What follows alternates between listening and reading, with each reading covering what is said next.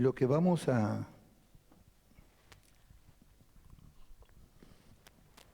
leer y explicar ahora, esta es la última parashá del ciclo de lectura de la Torá.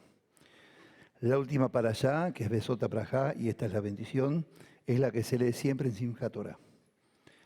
Y el viernes que viene, Shabbat que viene, vamos a ver Bereshit. Empezamos con Bereshit, aunque hoy vamos a ver un pedacito. Estamos en la última porción de Sefer Dvarim, el libro de Deuteronomio.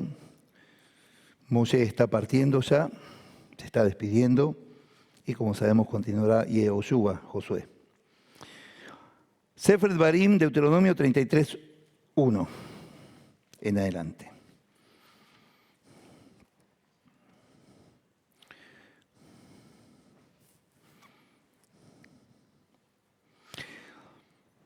Estamos terminando, como dije, y el Shabbat que viene vamos a comenzar el ciclo de lectura y el Señor nos va a guiar revelándonos otras nuevas cosas. Cada año nos revela cosas diferentes, va reforzando lo que ya sabemos y nos va agregando. Siempre el Señor tiene, por eso es una palabra viva.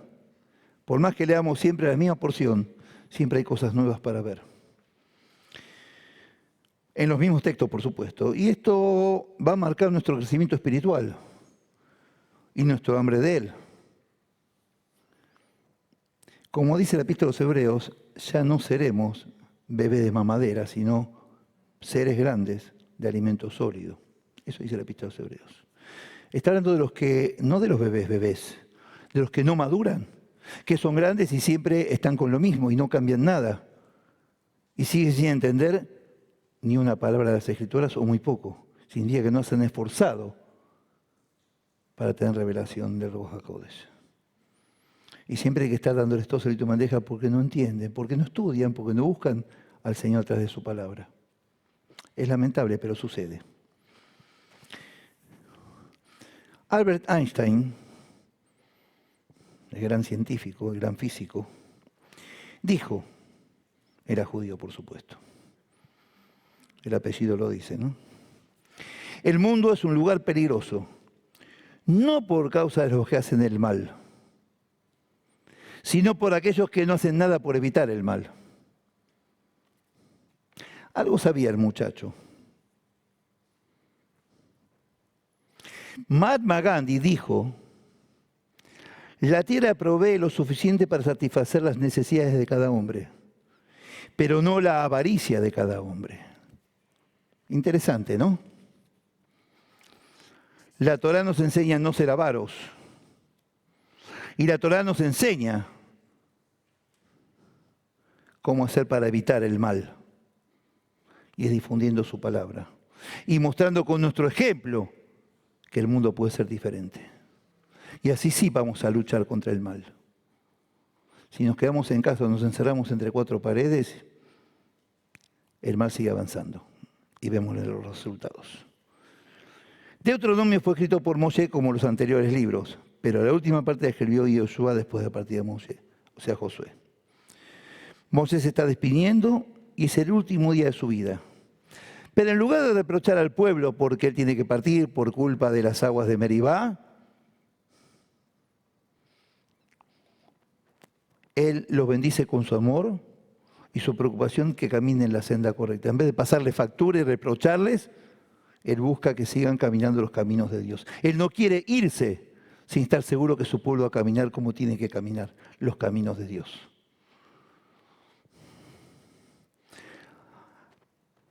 Esta bendición con la que empieza este libro, esta porción de este libro, cuenta con 3 partes, según exégesis rabínica.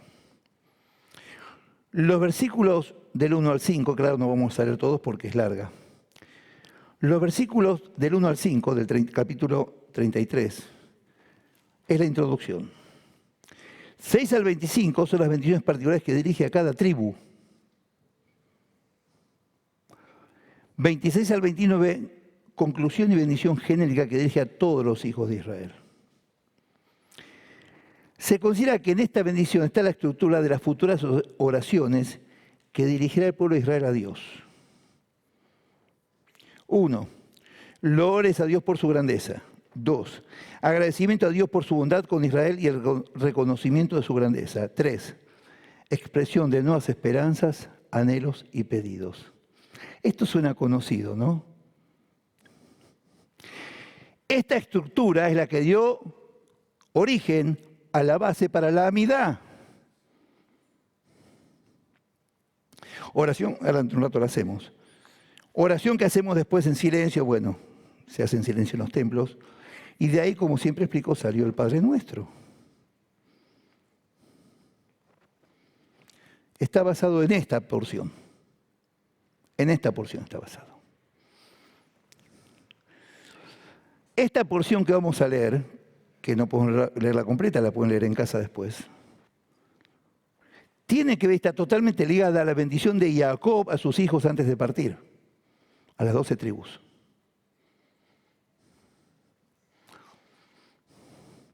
Y en el final de esta bendición, Jacob, en el 49-28 de Bereshit Génesis, dice Besot Vaibarech, y esto les habló cuando los bendijo.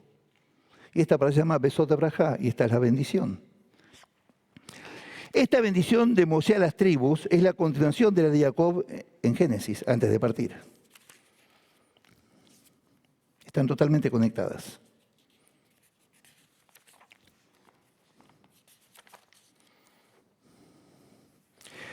Al bendecir Jacob, el padre de las tribus, fue en los comienzos de su existencia como nación. Fue cuando se empezó a formar como nación tras de las 12 tribus. Y Jacob bendice a las tribus en el comienzo de su ejercicio como nación, cuando se conforma como nación. Ahora, a través de Moshe, cuando están por comenzar su vida en la tierra prometida. Qué conexión, ¿no es cierto? Ellos estaban por comenzar como nación y acá están por comenzar su vida como nación en la tierra prometida. Fíjense cuánto tiene que ver lo que hizo Jacob con sus hijos y Moisés con su pueblo. Porque acá Moisés lo que hizo fue tomar la posta como padre del pueblo de Israel. Jacob fue el padre de las 12 tribus y Moisés fue el padre de todo este grupo de gente durante 40 años. Ahora sí, 33:1. Esta es la bendición con la cual Moshe, varón de Dios, bendijo a los hijos de Israel antes de morir. Varón de Dios, Isha Elohim. Así fueron llamados también los profetas. Isha Elohim, varones de Dios.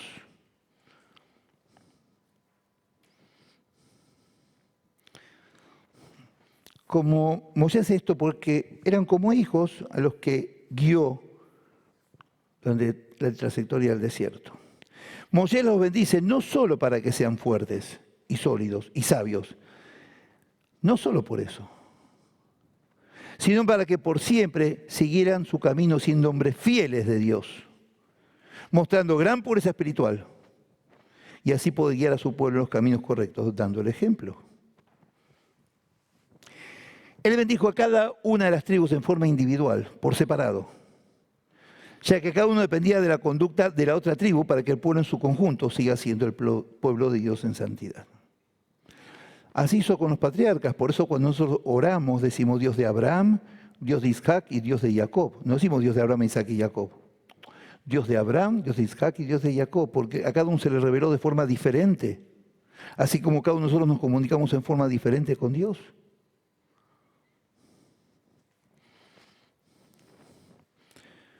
De esa forma Dios nos quiere guiar a nosotros por este caminar en la fe que decidimos seguir como lo hicieron nuestros antepasados, los patriarcas, los apóstoles y demás. 33:3. Aún amó a su pueblo, todos los consagrados a él estaban en su mano. Por tanto, ellos siguieron sus pasos recibiendo dirección de ti. En hebreo dice algo parecido, pero no lo mismo. Por cierto, amaste intensamente a las tribus. Todos sus santos estuvieron en tu mano, pues ellos se apostaron a tus pies cargando tus pronunciamientos. Cuando dice apostaron a tus pies, se refiere a estar al pie de monte Sinai para recibir la Torá. La mano de Dios se refiere a los consagrados que eran los levitas, que se consagraron a Dios cuando el becerro de oro, porque la única tribu que no se acopló al becerro fueron los levitas. Fueron los guardadores del Arona Kodesh, del Arca del Pacto. también considerados los maestros de Israel, los levitas. Al entregar la Torá a su pueblo, ha acercado la adoración a Él a través de la palabra. La adoración es de muchas maneras. A Dios lo adoramos con nuestras actitudes cotidianas basadas en nuestra fe. Lo adoramos cantando, tocando alabanza, danzando, estudiando su palabra y difundiéndola. Lo adoramos con el solo hecho de nombrarlo y decir, en vos creemos y a ti te obedecemos. Ya lo estamos adorando ahí.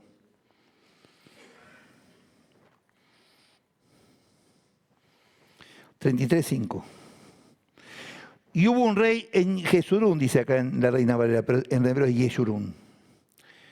Cuando se congregaron los jefes del pueblo con las tribus de Israel. Hubo un rey en Yeshurún.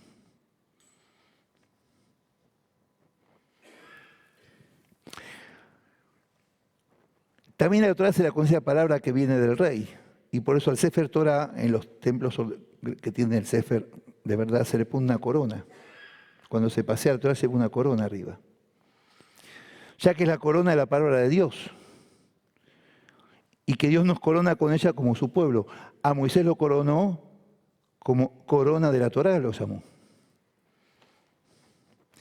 Fue rey de los que caminaban derechos, que eran rectos ante Dios cuando se congregaron. Cuando se congregaron, no cuando se separaron y se aislaron. Cuando se congregaron a escuchar la palabra de Dios. Cuando se congregaron alrededor del tabernáculo. Por eso Yeshurún viene de Yashar, recto ante Dios. Israel también quiere decir Yashar él, directo a él, derecho a él, derechos ante él, rectos ante él. Lo que está diciendo que cuando somos rectos es nuestro rey y cuando no lo somos no nos reconoce como suyos y aparta su mirada. Se avergüenza de nosotros. En el momento de congregarse estaban unidos y en paz, entregados a su Dios. El problema está cuando se está fuera de la congregación o fuera de los tiempos de congregarse ante Dios. Y ahí comienzan las luchas personales, el poder, predilección de celos, competencia. Por eso siempre hay que actuar. En todo momento, estemos congregándonos o no, ya estamos fuera de la congregación. Siempre hay que actuar como que estuviéramos congregados. Porque Dios nos observa en todo momento y en toda hora. Siempre tenemos que actuar como si estuviéramos congregados para no avergonzar a nuestra congregación y no avergonzar a Dios. Somos responsables de honrar a Dios y a nuestra congregación con nuestras actitudes.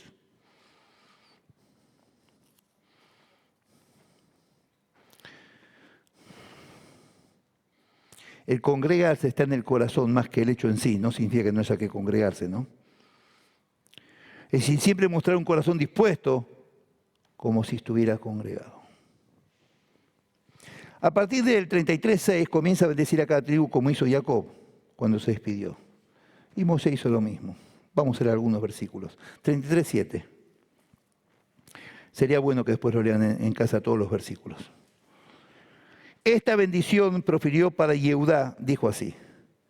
Oye Adonai la voz de Yehudá y llévalo a su pueblo, sus manos le basten y tú seas su ayuda contra sus enemigos.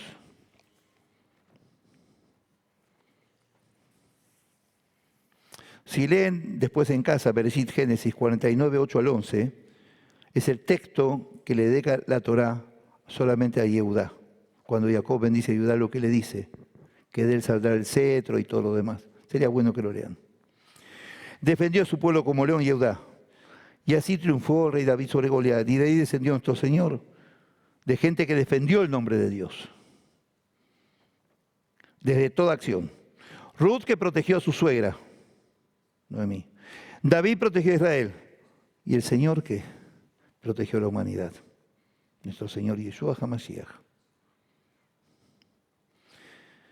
Moshe bendice en segundo lugar a Yehudá, ya que es cuna de futura realeza. De ahí saldrá el cetro, ¿no? Donde vendrá el rey David, quien dedicará su vida a la lucha para la liberación de Israel. Después de la muerte de Josué, Yehudá encabezará la guerra de liberación de zonas de la tierra de Israel. Después de Josué, fue Yehudá, la tribu de Yehudá, que encabezó todas las luchas. Líder de su pueblo. Y de ahí descendió quien dedicó su vida a la liberación de Israel y de la humanidad, nuestro Señor. 33:8. Para Leví dijo: tu Umim y tu Urim sean para el varón piadoso, a quien probaste en Masá, con quien contendiste en las aguas de Meribá.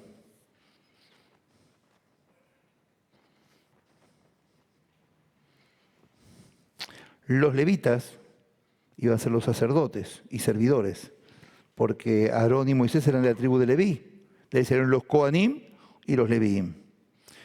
Se refiere a Aarón, que portaba los Tumim y Urim, el sumo sacerdote, el Cohen Agadol. 33:9. Quien dijo de su padre y su madre: nunca los he visto, quien no reconoció a sus hermanos, ni a sus hijos conoció, pues ellos guardaron tus palabras y cumplieron tu pacto. 10.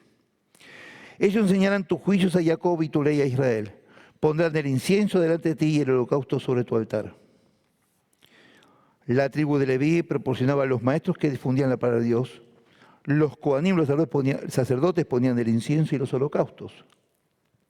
33:11. Bendice a Adonai lo que hagan y recibe con agrado la obra de sus manos. Hiere los lomos de sus enemigos y de quienes lo aborrezcan, para que nunca se levanten esos enemigos.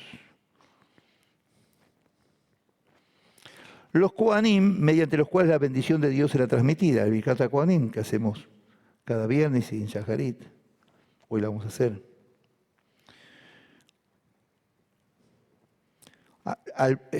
Será transmitida al pueblo, harán mención de mí para los hijos de Israel y yo los bendiciré. Números 6:27.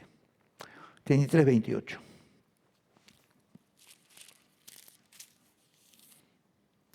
Israel habitará confiado. La fuente de Jacob habitará sola en tierra de grano y de vino. Hasta sus cielos destilarán rocío. Esta es la promesa de Dios para su pueblo. Claro, siempre y cuando cumplirán sus caminos.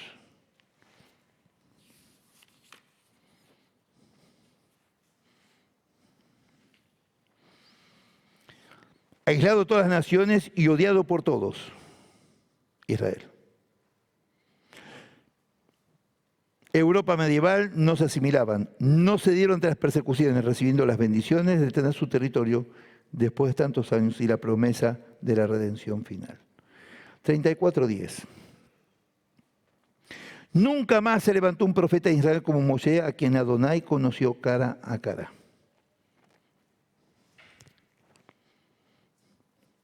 Nunca más se levantó otro como Moisés, humano, claro. El Señor, por supuesto, sí. Pero humano nunca más hubo uno ni nunca antes. Moisés fue único. Y hasta acá terminamos Deuteronomio. Terminamos. Ya leímos, ya cumplimos la mitzvah de leer la Torah en este año y haber crecido y madurado con su misericordia y bondad. Y lo que decimos siempre es Hazak ve'ematz, sé fuerte y valiente.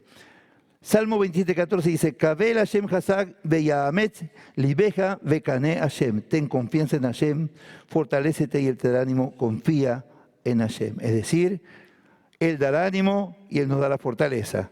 ¿Cuándo? Cuando confiamos en Él. Exclusivamente. Moisés confió en Él, hizo lo que le dijo.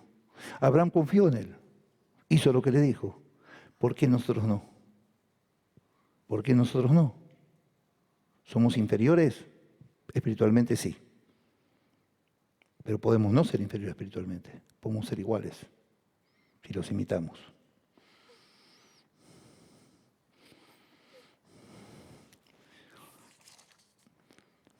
Vamos a comenzar un pedacito de Sefer Bereshit Génesis.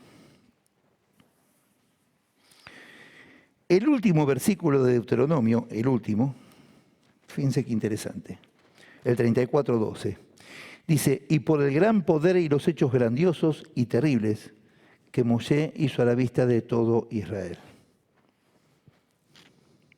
Ulekol ayad, ajasaká, ulekol amorá, agadol asher asá Moshe leinei kol Israel. La última palabra de la Torá de Deuteronomio es Israel. La última palabra es Israel. Termina con L. En hebreo es una lamed.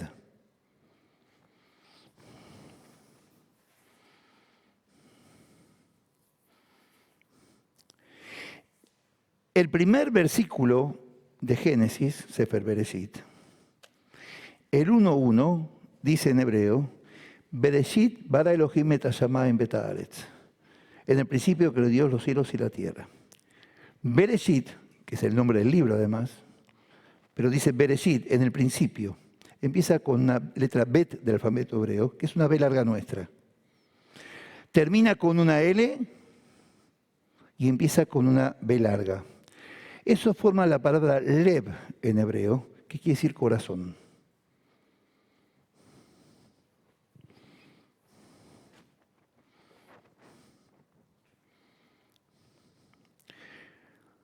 Uno es el final y el otro es el comienzo, uniendo el fin de un ciclo y el comienzo del ciclo. La palabra lev, corazón. Quiere decir que se unen el final y el comienzo de la lectura en el corazón del hombre. Porque la Torá, la palabra de Dios, va al corazón del hombre. Dios habla del corazón. Y eso tenemos que tener grabada en nuestro corazón. Él dice, las pondré sobre tu corazón, de Deuteronomio 6:4 en adelante, la Shema. Al Babejá dice, sobre tu corazón. ¿Lo abrimos o no? Pero esa palabra está grabada, fuego en el corazón. Por eso, uniendo el final de Deuteronomio y el comienzo de Génesis, formamos la palabra lev, que es corazón. Porque Dios apunta al corazón del hombre, un corazón entregado. Esto lo expliqué muchas veces, que Dios habla del corazón.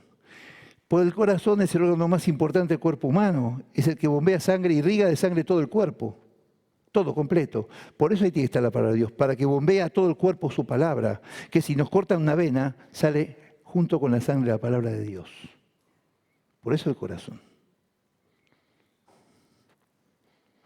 Del corazón de Dios directo al corazón del hombre. Israel. Y hallar él, como dije antes, directo a Dios. Pero Israel quiere decir varias cosas. Israel tiene encerrado, la palabra Israel tiene encerrado todos los patriarcas y matriarcas.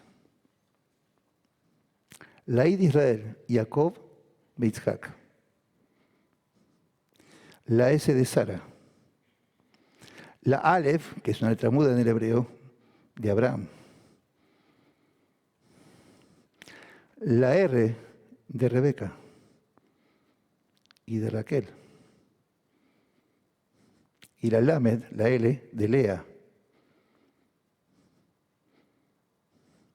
Abraham, Isaac, Jacob, Raquel, Sara, Rebeca y Lea. Las matriarcas y los patriarcas, en la palabra de Israel. Ellos son Israel. De ahí salió todo el pueblo de Israel.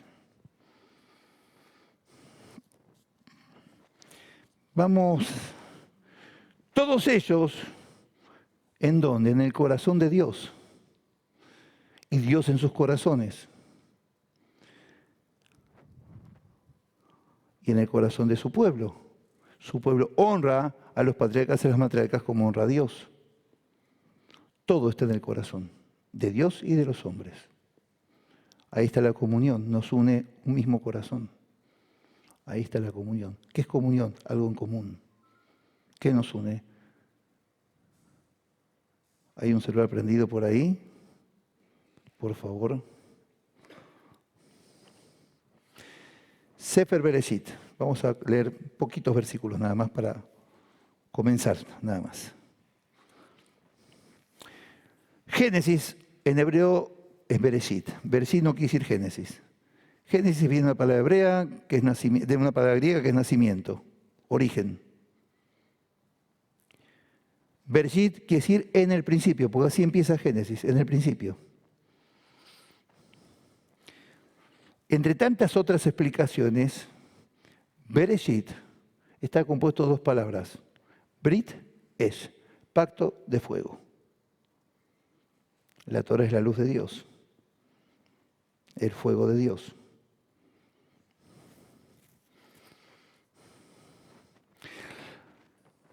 Jeremías 23, 29 dice, ¿no es mi palabra como fuego, dice Hashem, y como martillo que quebranta la piedra? Brit es pacto de fuego. ¿Con quién? Con su pueblo. Compara el fuego porque el fuego alumbra la oscuridad y también consume lo que se opone. El lago de fuego, ¿no? La palabra de Dios ilumina el alma humana y lo ayuda a alejarse del pecado. Maimónides, en un libro Morea Nebuhim, dice que la Torá, que es la palabra de Dios, es similar al fuego que afecta a cada cosa de acuerdo con su naturaleza. Es decir, que algunas las endurece y otras las ablanda. Algunas las blanquea y otras las ennegrece. Así también, de acuerdo a la voluntad de la persona, la influye para superarse o no. No lo dijo el vecino de la vuelta, lo dice Maimónides, un gran sabio del judaísmo. 1:1 de Génesis. Bereshit. En el principio creó Dios los cielos y la tierra. Esto significa que si Dios los creó, no estuvieron desde el principio, no estuvo desde siempre, desde la eternidad. Hubo un principio. Significa que antes de todas las cosas creadas, Dios creó los cielos y la tierra. Él los creó, no estaban. Eso es lo que dice el texto bíblico, y yo no lo voy a discutir.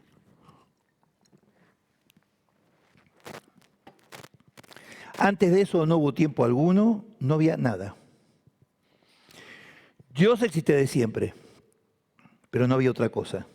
Dios decidió crear en ese momento como que acá comienza el tiempo de todas las cosas, en este momento. El verbo crear, libro en hebreo, significa que es la creación a partir de la nada y que a partir de acá todo lo creó. Por eso uno de los nombres es el Boré Olam, el creador del mundo. En los tiempos bíblicos no existía la palabra Olam. La Olam es parte del hebreo moderno. Es por eso que en la Escritura dice los cielos y la tierra, no dice el mundo.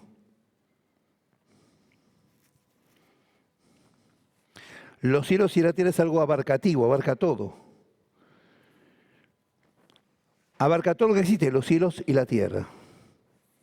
Sin cielos y tierra no hay nada. Pero alguno puede decirme que esto no es cierto porque no menciona el agua. No menciona el agua. Los cielos y el agua.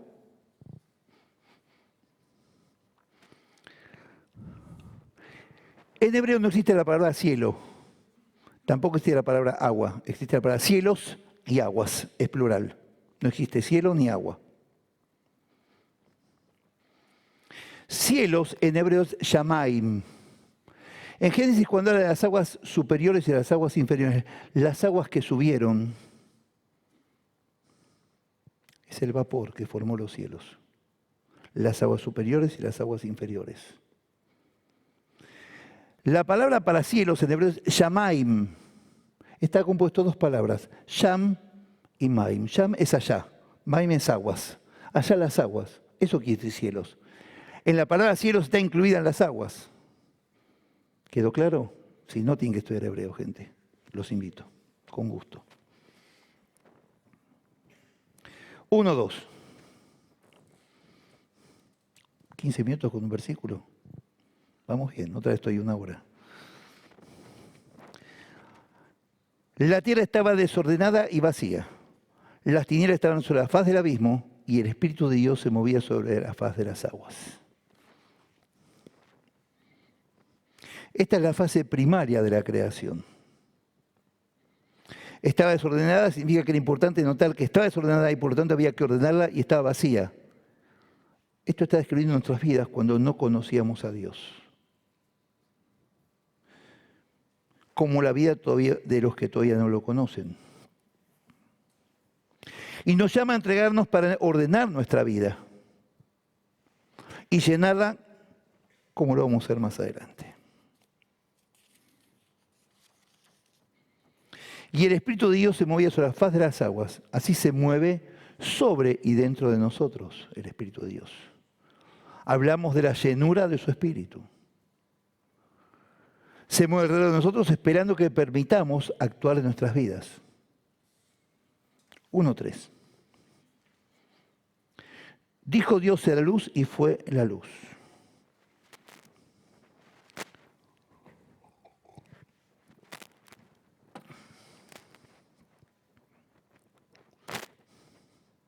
Dijo no significa solo una palabra, sino su voluntad y deseo expresado en palabras. Hay bendiciones que hacemos por ciertos alimentos y el agua, que es Shakol ni Abidvaró. Todo fue por su palabra. Es su voluntad y deseo expresado en palabras, es decir, mucho más que esto, porque las cosas y la creación lo obedecen por su palabra. Él dijo y fue hecho. Porque es su voluntad con lo cual quiso bendecir nuestras vidas con todo su ser. Para nosotros, para que entendamos que la palabra de Él es todo su ser puesto sobre nosotros. Ahí nos entregó todo. 1:4. Vio Dios que la luz era buena y separó la luz de las tinieblas. Habla de una luz provisoria, como muestra lo que va a ser la luz del Mashiach, del Mesías.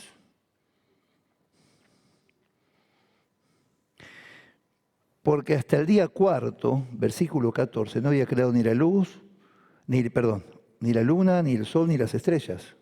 En el versículo 14 creó las luminarias. En el cuarto día de la creación, en el primer día no creó las luminarias.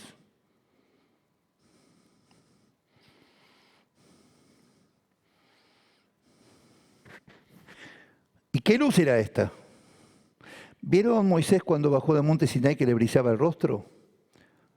¿Por qué le brillaba el rostro? Era la luz de Dios que lo estaba iluminando.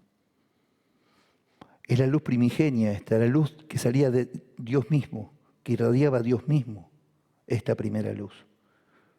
Fíjense después el texto, en el 1:14 aparecen la luna, el sol y las estrellas. Estamos en el 1:4. Luego dice, la tarde y la mañana, un día. No dice ni día primero ni primer día, sino que dice un día. Después sí, de segundo día, tercer día, cuarto día, quinto día. Pero acá dice un día. Está diciendo que fue un día único, que no se iba a repetir. Fue un día donde creó la tierra y los cielos, fue un momento único de creación eterna. Creó lo eterno. Porque después las plantas se mueren, las personas se mueren, los animales se mueren.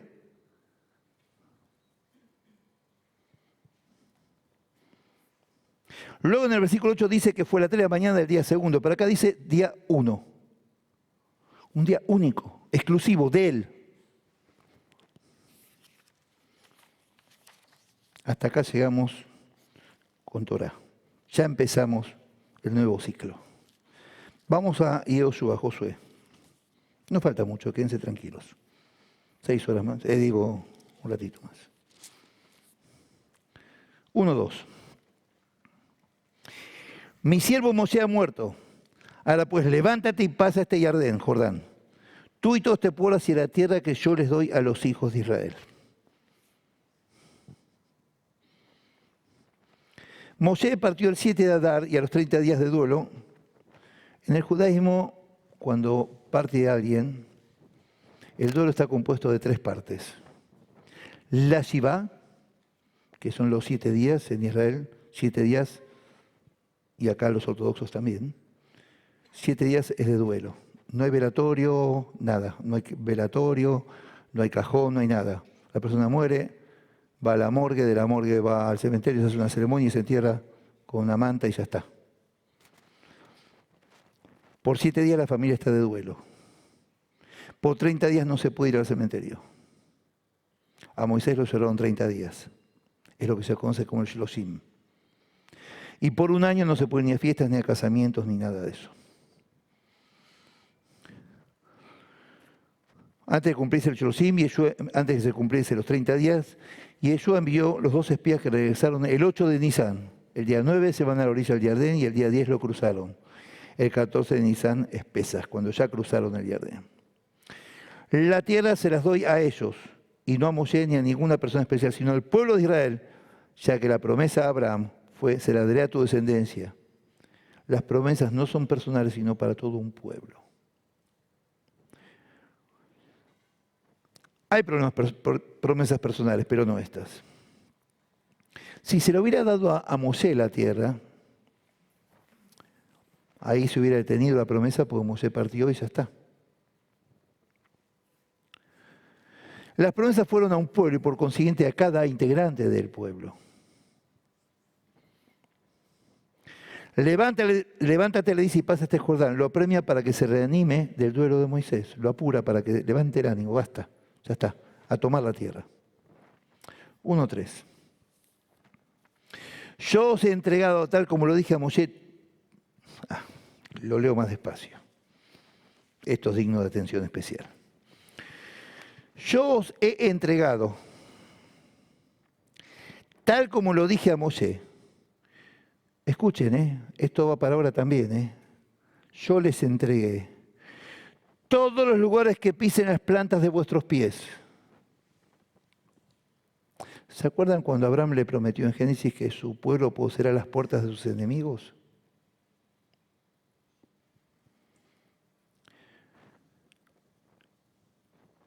Todos los lugares que pisen las plantas de vuestros pies os he entregado.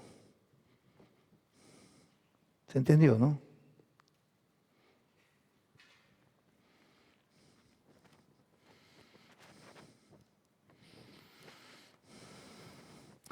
Deuteronomio 11:25 dice: nadie se sostendrá delante de vosotros. Miedo y temor de vosotros pondrá Hashem sobre vuestro Dios, sobre toda la tierra que pisaréis, como Él os ha dicho. Los demás no van a tener miedo y temor de nosotros. ¿Todavía podemos seguir teniendo miedos? Está diciendo que los demás nos van a temer, no nosotros a los demás. No dice que poseeremos la puerta de los enemigos, que toda tierra que pisemos será nuestra, que pondremos miedo y temor a los demás. ¿Cuánto más vamos a esperar para dejar los miedos a la basura?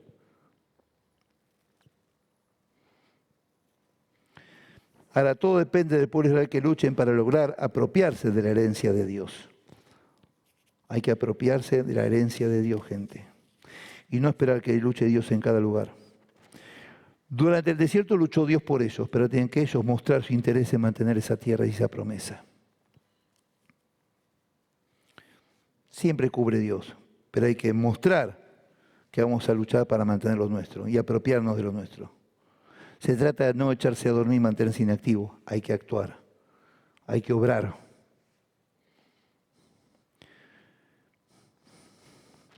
Quizás por esto muchos pueblos nos rechazaron. ¿Saben por qué? Porque a lo mejor nuestro pueblo representaba al Dios verdadero,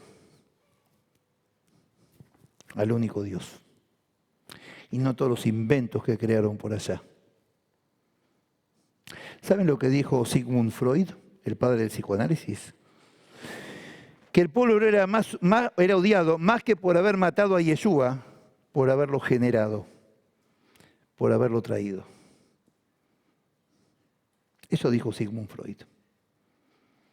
Que éramos odiados más que por la acusación de haber matado al Señor, por haberlo creado. Pues mostró el pecado a la humanidad. Una linda óptica, ¿no? Estamos mirando al revés. A la humanidad le molestábamos porque heredamos la palabra de Dios e invadimos el mundo con la palabra de Dios, porque no hay lugar donde no hubieron judíos en la historia humana. Se han encontrado en la India, en las selvas del Perú. Rafa, en Japón, en China, se han encontrado sinagogas. Talaron un pedazo de selva en la India y encontraron una sinagoga antigua en ruinas.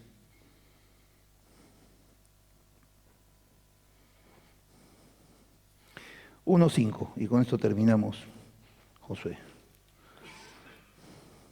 Nadie podrá hacerte frente en todos los días de tu vida, como estuve con Moshe, estaré contigo. No te dejaré ni te desampararé. ¿Y por qué nos va a dejar y desamparar a nosotros? Pregunto yo.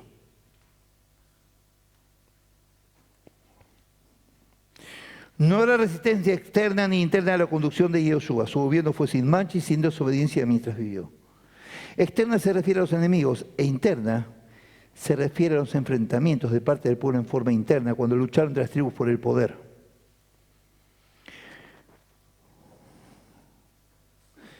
A Yoshua no lo enfrentó el pueblo con luchas como a Moisés. No te dejaré ni te desampararé, le asegura el triunfo militar y la herencia de la tierra a Josué. Sin embargo, el pueblo peleó entre sí y se dividieron los dos reinos, ¿no? Y eso fue alimento para Siria y para Babilonia. Divide para reinar, ¿no? Nos dividimos y nos dieron con todo. Ya está. Y le dimos lugar al enemigo. Y el otro así. ¡Ja, ja! Estoy en mi salsa. Gracias, muchachos. Me hicieron un favor. Vamos a Romanos para finalizar.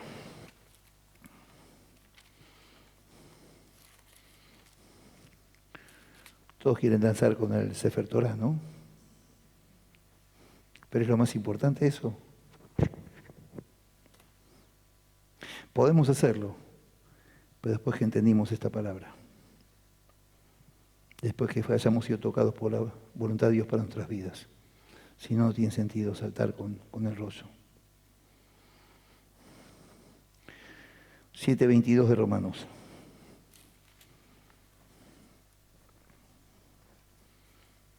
Pues según el hombre interior me deleito en la ley de Dios, en la palabra de Dios.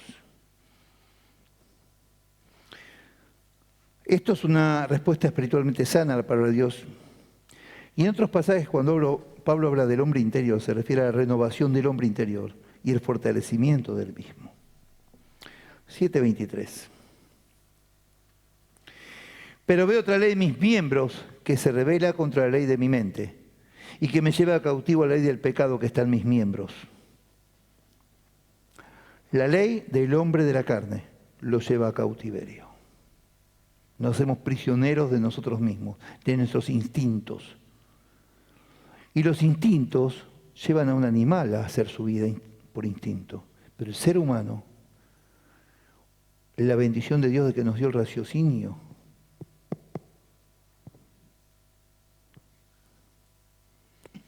y a veces el instinto nos lleva a ser prisioneros de nosotros y por lo tanto del que está abajo esperándonos.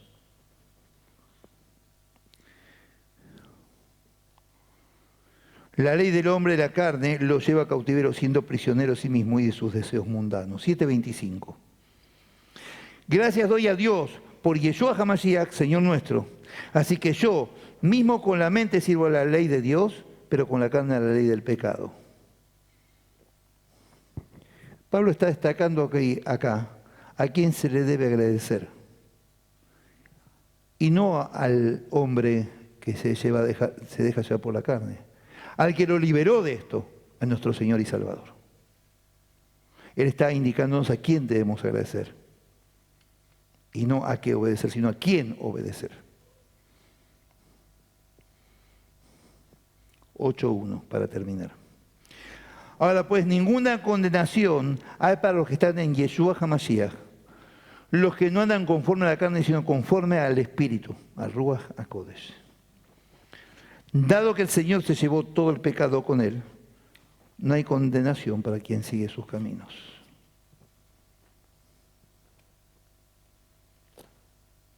Respiren, lo cerré. No los condeno más. ¿Qué es lo que vamos a festejar ahora? En un ratito. Cuando demos las vueltas, la sacafot con el Sefer Torah, cuando cantemos y nos alegremos. La música que nos alegre y nada más. Tenemos que festejar que el Señor nos dio una forma de vida. Tenemos que festejar que nos regaló su palabra escrita para que emprendamos una vida diferente. Tenemos que festejar que el Señor nos liberó de nuestra propia esclavitud y nos deja festejar su palabra porque la queremos vivir de verdad Eso es lo que tenemos que festejar. Vamos a abrazar el Sefer Torah, diciéndole gracias Señor, me liberaste. Gracias porque pude entender que la única forma es siguiéndote a vos. Seguir tu caminar, seguir sin desmayar. Mírate solo a ti, Señor. Eso tenemos que pensar. Quiero seguir tus caminos, Señor. No quiero caer más en lo que fui alguna vez. No quiero volver atrás. Quiero mirar para adelante, viendo lo que me espera. Tu presencia a mi lado, una vida eterna, feliz, reencontrándome con los seres amados y encontrándome con vos, sentándome en tu trono con vos. Que el Señor les bendiga.